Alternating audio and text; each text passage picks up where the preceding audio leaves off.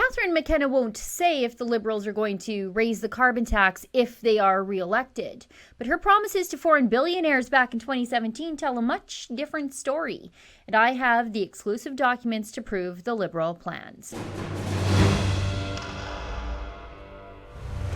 Environment Minister Catherine McKenna has flip-flopped at least twice over the past 2 months about whether or not the Trudeau Liberals are willing to campaign on making life more expensive for all Canadians by raising their carbon tax if they are re-elected again this fall.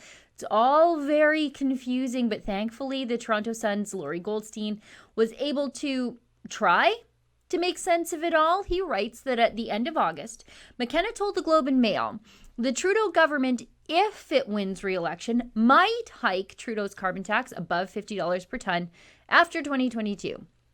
And that was a flip-flop from McKenna's position in June when she announced out of the blue that Trudeau's annual carbon tax would be permanently capped at $50 per ton after 2022.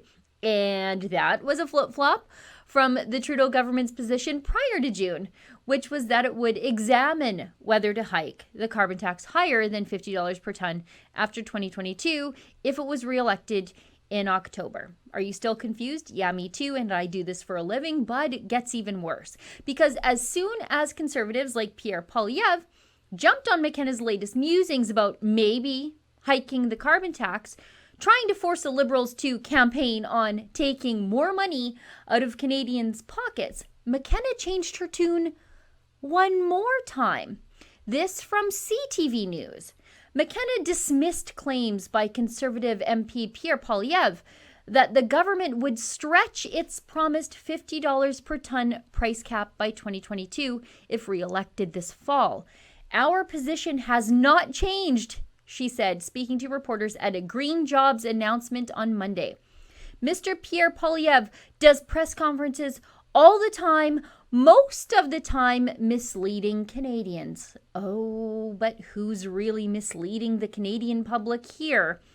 When McKenna met with a group of Silicon Valley social media and internet companies, as well as politicians and an anti-oil billionaire named Tom Steyer as part of her 3-day junket to the San Francisco area in 2017, McKenna was spinning a much different yarn than she is now. She confirmed her carbon tax would go up. You see, we have the exclusive access to information documents from that trip. I have all the briefing notes prepared for the minister so she could wow her anti-oil foreign pals. In these briefing notes, we see fake news and promises to tax Canadians even more than the Liberals already are. Let's get right into the documents.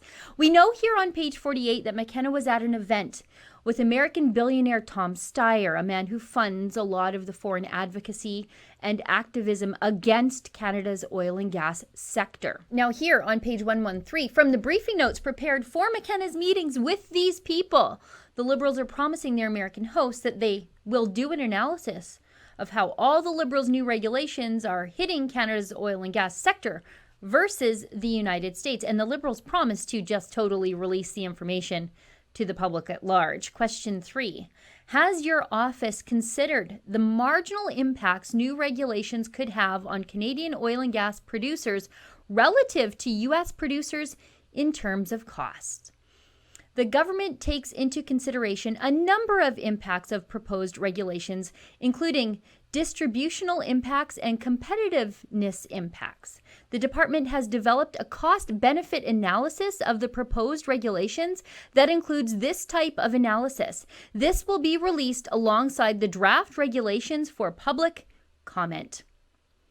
Our access to information request to McKenna's own department, Environment and Climate Change Canada, appears to prove otherwise. Here's the story I did when we asked McKenna's ministry for any record of any economic analysis done on the new pipeline killer law, Bill C-69. After a thorough search, no records were found concerning this request. However, we recommend that you submit a request to both the Canadian Environmental Assessment Agency as well as Natural Resources Canada. Now, just for good measure, we did just that and submitted an identical inquiry to Natural Resources Canada, who also told us no records of any such assessment existed. And we're still waiting on a reply from the Environmental Assessment Agency. And I will let you know when that one comes back and what, if anything, it says. Now, about all the flip-flopping. McKenna was completely honest with her new American friends about her plans for our carbon tax.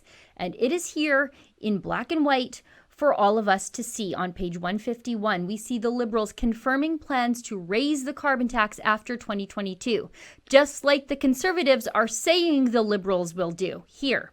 The overall approach will be reviewed in 2022 to ensure that it is effective and to confirm future price increases. Confirm future price increases, not contemplate, not assess, but confirm. The hike in the carbon tax, if the Liberals are reelected, is a sure thing, a done deal. It's confirmed. So this is proof McKenna was telling foreign billionaires one thing while she was telling the Canadian public another. You just can't trust a single word she says. McKenna's intentions were and remain to raise the Liberals' carbon tax on everything. For Rebel News, I'm Sheila Gunn Reid. I just showed you a story about Catherine McKenna's cozy relationship with Silicon Valley.